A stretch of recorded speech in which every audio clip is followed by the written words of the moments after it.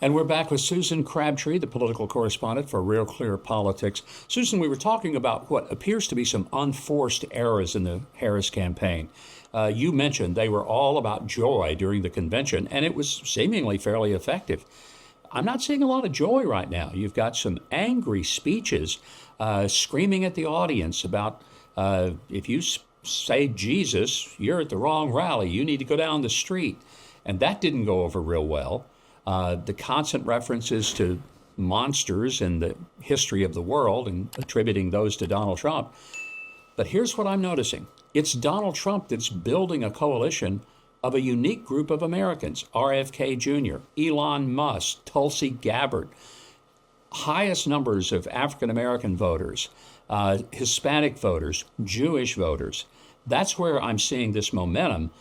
It's just seemingly a stunning shift, and her campaign seems to be utterly unprepared for how to deal with it. It's unfortunate, but they shifted from Joe Biden, who was doing terribly in the polls against Donald Trump. So she's doing slightly better, but it's not the big shift that they wanted. When she said that about, when she said that the people were shouting, Jesus is King, Jesus is Lord, she said they're at the wrong rally. That was one of the biggest mistakes and easily avoidable mistakes I have seen in politics.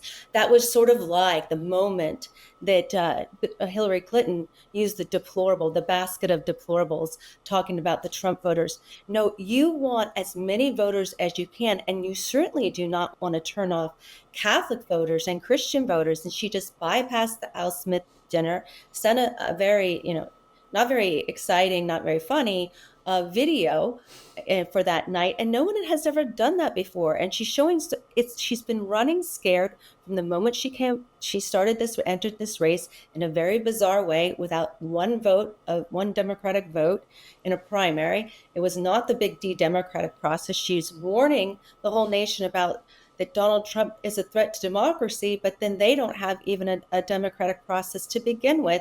And now she's been running scared ever since. And it's just not, the momentum doesn't seem to be on her side. Now, that being said, this is all about turnout. And thank goodness the Republicans and Donald Trump are trying to get the early voting in so that they can micro target those who haven't voted. And right now it should be about the swing voters. She should be sending a message, not shoring up her base with Black voters and putting out plans that have them making things easier for them to enter the marijuana industry and lowering marijuana crime from felonies to misdemeanors. And she's been all over the map, as you know, on marijuana from her days as Attorney General, where she was prosecuting Black men left and right, and was rightly faulted for that during her race for president, her first run for president. But it seems like this is very similar to that first run. There was a lot of momentum in the beginning.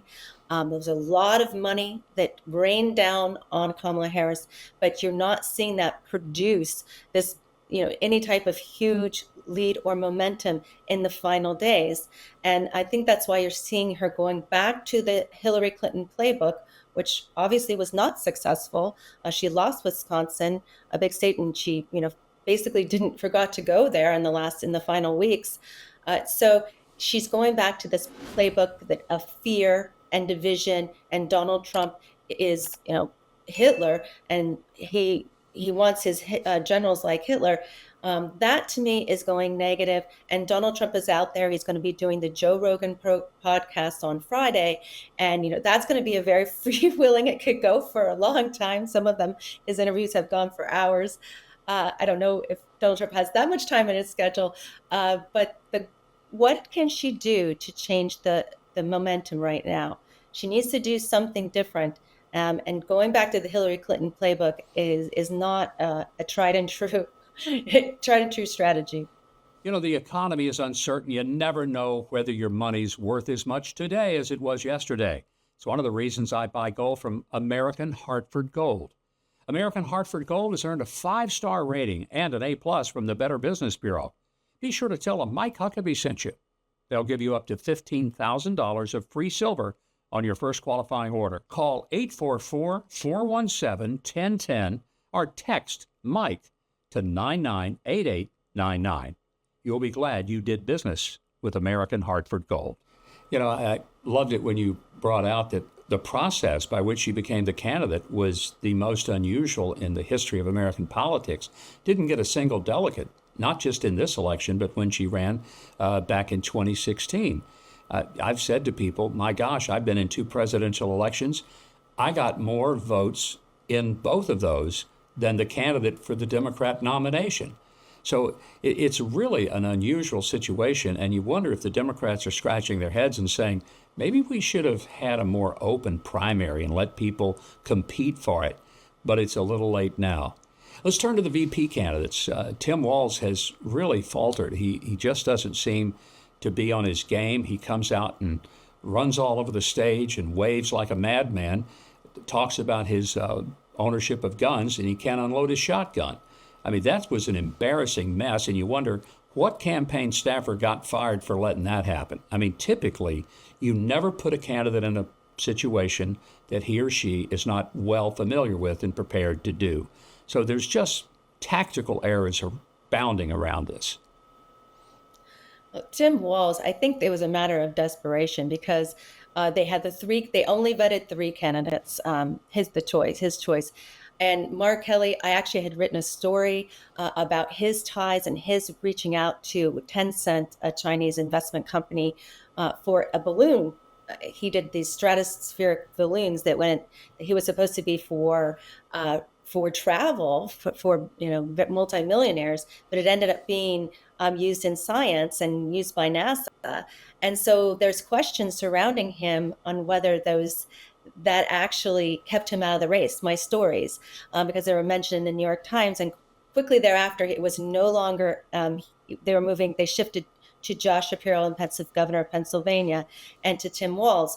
Well, they certainly didn't vet Tim Walz as well as they should have, because the outright lying from Tim Walz is just, I've never seen so much. We always used to think in the journalism pool in Washington, there was the joke was how much Joe Biden, was a fabulous. Basically, he plagiarized. He told stories. He even said he was shot at in Iraq, a story I broke back in the day when he was running for president, actually, against Barack Obama. He said that in a debate, and he was not shot at, of course. So there's all of these examples, and yet you have Tim Walz, who lied about stolen valor. He lied about being in Afghanistan when he was in Italy. I don't think it can get much worse than that. And so now then everyone that he's just this wonderful, warm personality. Well, he's not connecting, I don't think, with voters, and that he was sort of the Midwestern type of person. But he has shifted so much of his emphasis has been for pro-LGBTQ, and it doesn't really go with that warm, homey Midwestern values that we think of. And that incident where people were making the Elmer Fudd jokes was just a PR debacle. Maybe he didn't have the oil in his gun. His gun wasn't oiled right. It's a very expensive gun, from what I understand. But you can't be trying to show off your male, the masculinity that they like to talk about. They don't want to be toxic masculinity, but when they try to show off their own style of masculinity, it just bombs. They couldn't do it. So yes, that was, I think that was a terrible choice, but Josh Shapiro is probably feeling pretty good that he wasn't chosen, and so that he has a political future